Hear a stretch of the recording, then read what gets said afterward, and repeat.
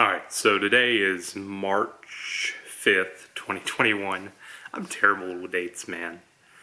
And in the last video, we kind of talked about what my goals were, what weight I started at on February 12th, and just my general thoughts on how I want to lead a more healthy and productive life. And I think that perhaps it would be best in this video to kind of talk about how you get to 505 pounds in the first place. Because that's a lot, obviously. And most people haven't kind of experienced, if it's not even really an experience, it's more of a disgrace, really. But nobody really lets themselves get to that point, so it's kind of like, how did you let this happen?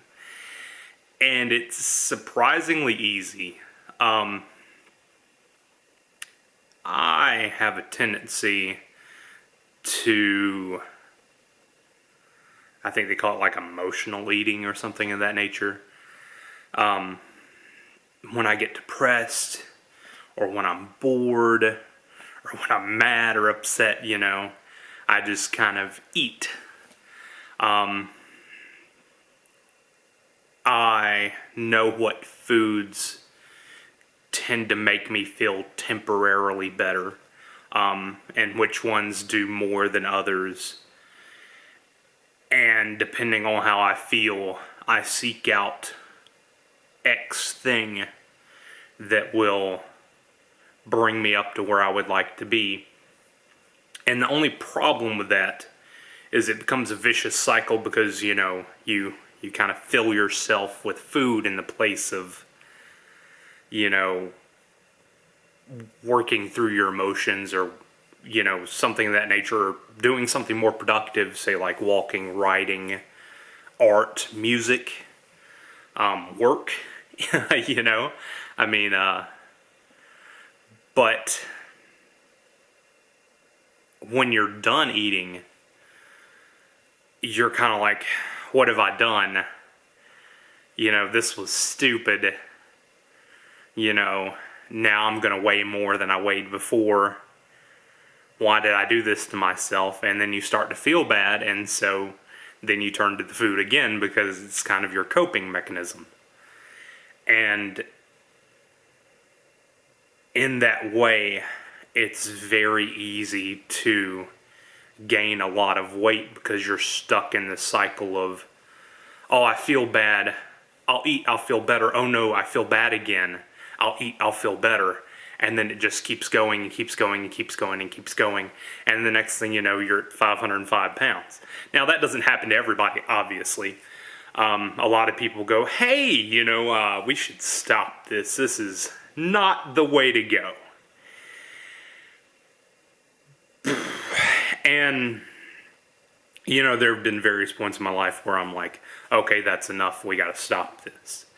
And so, I do something that makes it temporarily better, and then I look around and I'm like, oh, okay, I'm doing better now. But I don't necessarily treat the root cause of the problem, and as a result, I eventually return back to the way things were. So, for example, in 2015, when I first did keto and I weighed 424, I just kind of saw it as a mathematics problem. It was kind of like, okay, we're here. This is not where we need to be. If I do these things, like calories in, calories out, I will get to here. And so I just crunched the numbers and got where I wanted to go. And then when I got there, I'm like, okay, I've pretty much solved the problem. I've hit the number I wanted to hit. We're done now. And that's not how that works. I mean, it works, but it's not a long-term solution. It's a temporary solution to a permanent problem. And what I'm looking to do this time around is obviously, crunch the numbers again and get where I'd like to go. Albeit in a much less strict way. I was almost militant in the way that I handled things last time, and I was miserable. I was getting results, which was great. You love to see results. But if you're miserable in exchange for those results, can you truly feel accomplished at the end? And I would argue no. I mean, look where I am. Clearly, things didn't work out in my favor. But this time around, I'm not necessarily doing keto. I know that keto means a lot of things to a lot of different people. And I am generally trying to stick within a 20 to 40 grams of carb ratio, and I'm trying to get my fat up there so that I can burn fat. I'm not going to get into a whole nutrition part of it. I'm not a nutritionist. I'm not a doctor. That's not me. I'm here for me.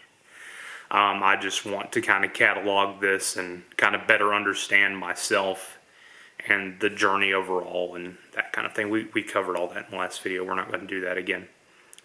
But the difference this time around is that I'm going to do calories in, calories out, carbohydrates, that kind of thing.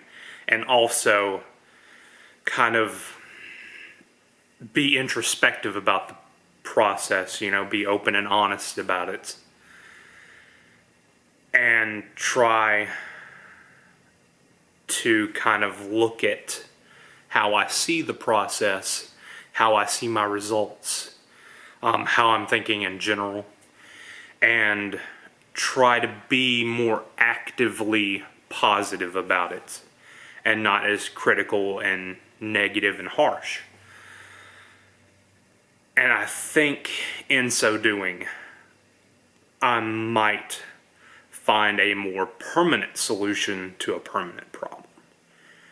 And that maybe I can help lessen my depression or find better ways to cope with it that don't involve eating. And certainly don't involve eating foods that are terrible for me.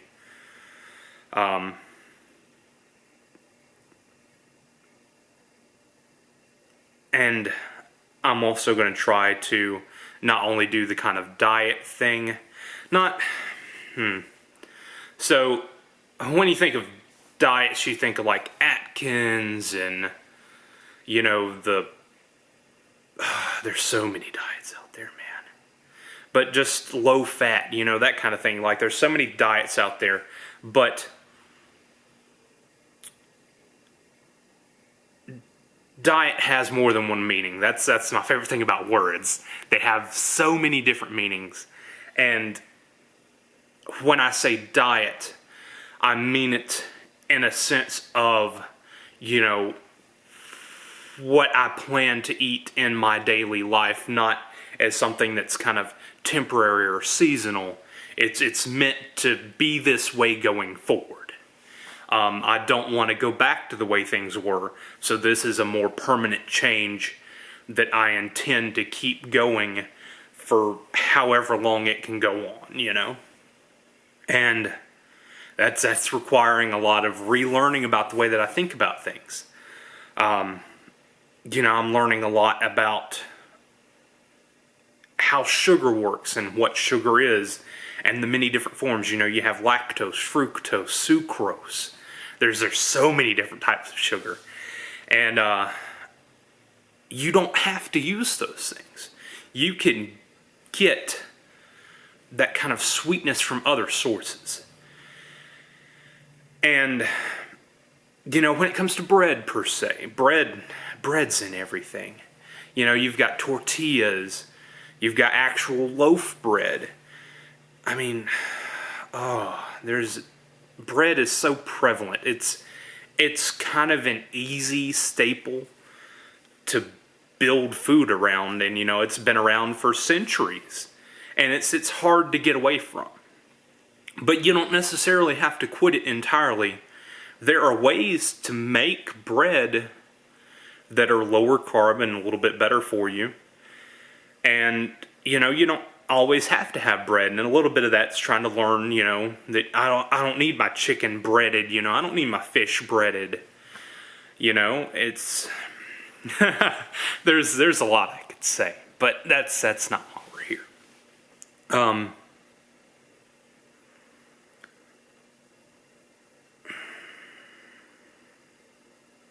I've kind of lost myself. This is what I get for not scripting this out. All right, so we're aiming for 250. This is the road to 250, as it were. And I think going forward, I've been kind of doing what, you know, you hear not to do, and that's weighing myself every day. I'm going to stop that. That's not healthy. That's obsessive. It's feeding my OCD, and that's not good. So what I'm going to do is, from now on Wednesdays, I'm going to weigh.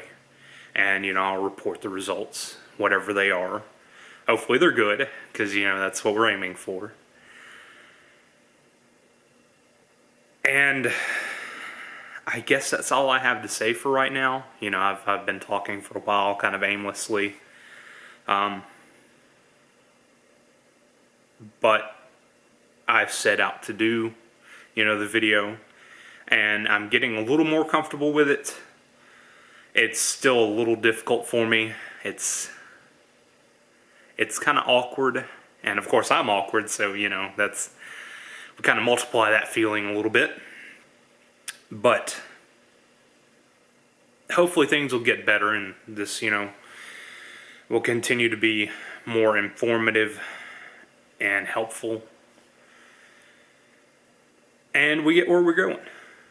And I suppose that's all for now. See you later.